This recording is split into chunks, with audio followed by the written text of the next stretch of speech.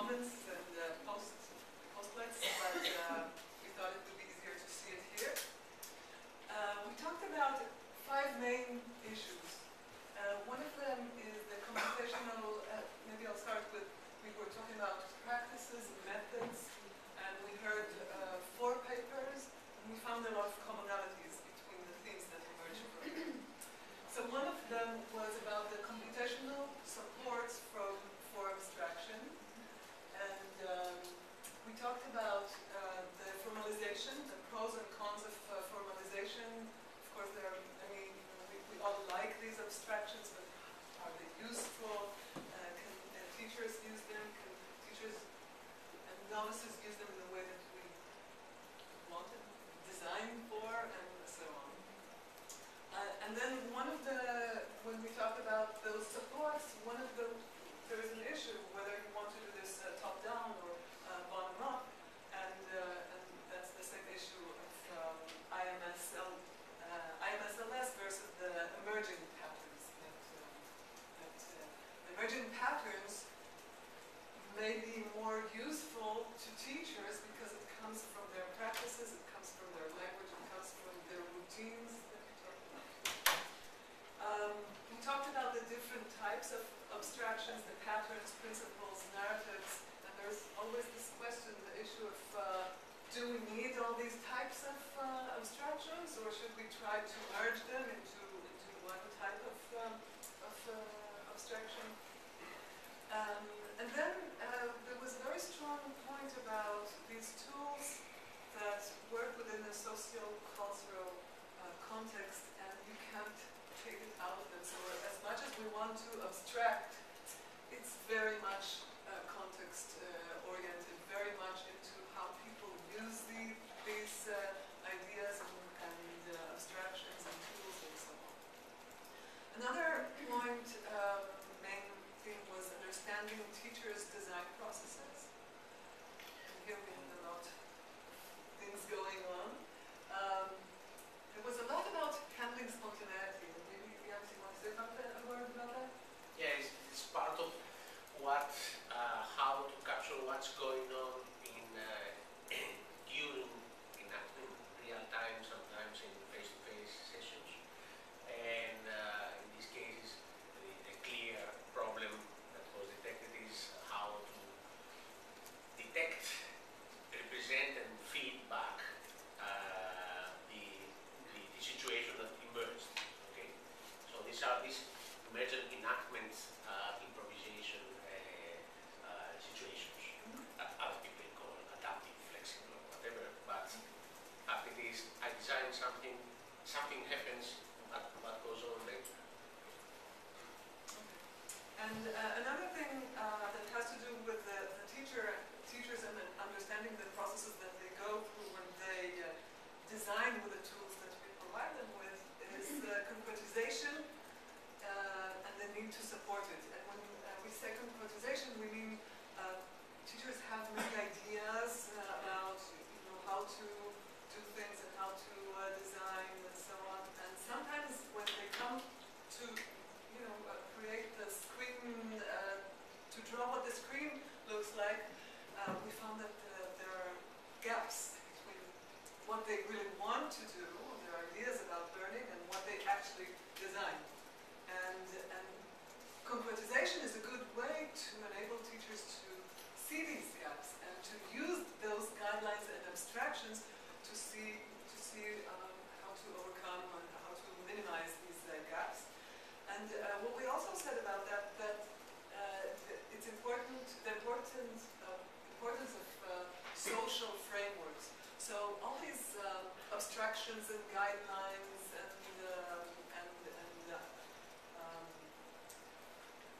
the notion of enabling teachers to minimize those gaps, they don't work by themselves. It's not that a teacher comes and uses these ideas by themselves on their desktop.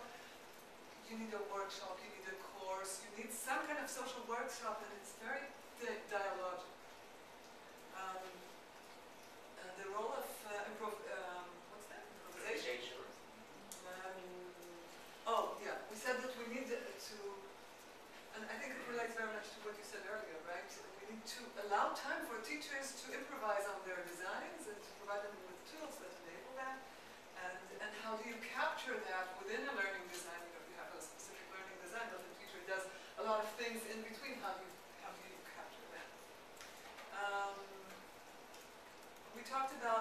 fact that you want to talk about this? What's your point?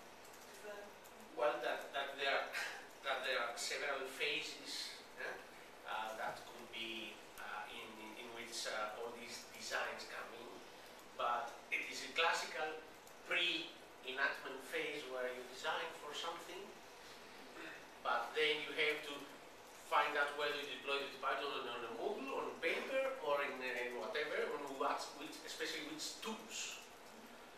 And then you practice it, and then enact it, and then you improvise. And all these phases are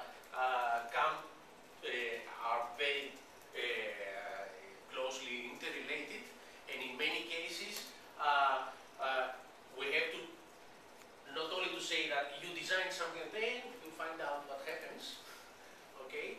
And especially when you are in real life, how you can come back and redesign, but not having to wait for 2 more years in order to redesign the whole thing. Okay? And I think that the gaps we discussed, and maybe we have it in our summary too. I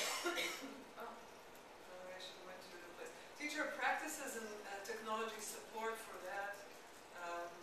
We talked about do the technologies ask too much from the teachers? Maybe they don't perceive it as something that is their role, and how do you change that? Do you want to change that, or do we need to change what we are asking teachers to do? Maybe too much. And another important thing is that we have to remember that teachers need to deal with complexity of the classroom, the diversity, and it's not that you design for one type of student. Different students have different needs, and part of what the teachers, what these tools need to provide teachers with is some solutions for designing for this complexity. Evaluation. We talked about the issue of how do we evaluate all the things that we're doing? How do we evaluate the tools? How do we evaluate the processes? How do we evaluate the methodologies that we use? And one thing, maybe I'll just mention one thing, and maybe Diana can help me with that. We talked about the unit of analysis. Can we evaluate a tool? Can we say, this tool is useful? Diana, do you want to say a word about that? Yes, well, Yael's asking me about this because we disagreed on something. Because Yael said we can evaluate the potential of the tool. And I worry about that because I think we're just talking about potential. It's not practical enough. What we really want to do, the reason we do it is because it's making an impact. However, the point really is that you can't isolate the tool from the way it is used, and that's absolutely right. We have to look at whether this, we've made the tool in a way that allows people to use it well. However, if we've made a tool that people use badly, we've made a bad tool. So I think we still need to give ourselves that more challenging final test of have we made a tool that makes an impact? Because that's what we're doing. I think we still need to hang on to that more challenging. And I agree with you. I think what we agree on is that we are not evaluating just tools, we're evaluating tools in use, and that's a unit of analysis that we should look at. And finally, just to remember that there are students out there, and we're not only dealing with tools for teachers, and we always have to remember the things that we said earlier, the diversity and the dynamics of the classroom, and all these things that the teachers deal with. So, just a point, or last point. And I think that we said enough. In our presentation, we tried to put this like in order, but I much better like the map than the simply, presentation. if just to connect with the previous summaries, there is something that is clearly common. We express it here with the word you say the middle layers or whatever, no? But gaps in different needs a very clear understanding that there is something missing. For example, a gap between